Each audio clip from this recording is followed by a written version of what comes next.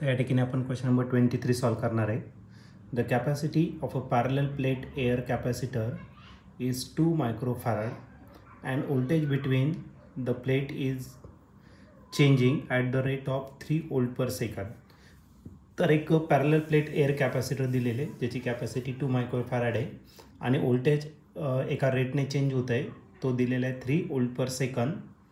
The displacement current in the capacitor is, तर त्या कॅपॅसिटरमध्ये displacement current किती असणार ते आपल्याला ठिकाणी फाईंड करायचं आहे.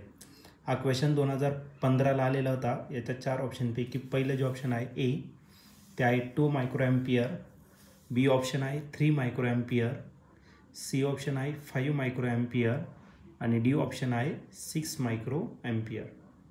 तर या 4 ऑप्शनपैकी या क्वेश्चनचा करेक्ट आन्सर काय असणार आहे? चला तर याला सॉल्व करूया आणि मग डिसाईड करूया.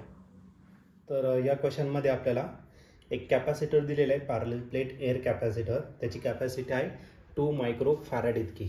कॅपॅसिटी आपण रिप्रेझेंट करणारे लेटर सी ने आणि तो जो दिलेला आहे तो किती दिला तर 2 मायक्रो फॅरड एवढं त्याचं कॅपॅसिटन्स आपल्याला दिलेलं आहे.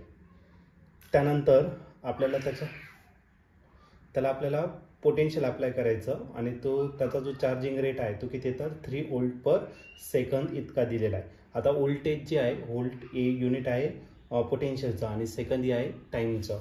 म्हणजे आपल्याला जे दिलेलं आहे ते काय दिलेलं तर dv/dt दिलेला आहे आणि तो जे दिलेला आहे 3 वोल्ट पर सेकंद इतका दिलेला आहे. आणि आपल्याला डिस्प्लेसमेंट करंट विचारलेला आहे आपल्याला, म्हणजे आपल्याला आय या ठिकाणी काय करायचा फाईंड करायचा आहे.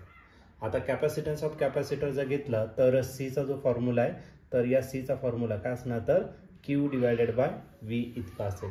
ओके, मग आपल्याला या ठिकाणी कॅपॅसिटर चार्ज फाईंड करायचा, कारण की current is nothing but rate of flow of charges. मग Q इज इक्वल टू आपल्याला काय भेटणार तर CV. मग याला आपण काय करणार आहे डिफरन्शिएट करणार आहे विथ रिस्पेक्ट टू टाईम. टाईमच्या टर्ममध्ये आपल्याला काय करायचं डेरिव्हेटिव्ह घ्यायचा. मग जो चार्ज आहे याचा काय करायचा डेरिव्हेटिव्ह dq आपण काय असेल dt. सी कॉन्स्टंट आहे त्याचा डेरिव्हेटिव्ह घेता येणार नाही, मग करायला dv/dt. But what is rate of change, rate of flow of charges, तो म्हणजेच आपलं काय असणार करंट आणि तो राहिला c dv/dt. सीची व्हॅल्यू दिलेली आहे किती 2 मायक्रोफॅरड. आता आपल्याला आन्सर मायक्रोमध्येच दिलेला आहे तर आपल्याला कन्वर्ट करणार नाही. आणि dv/dt जो दिलेला आहे तो दिलेला आहे 3 वोल्ट पर सेकंड, म्हणजे 3 टू किती झाला तर 6.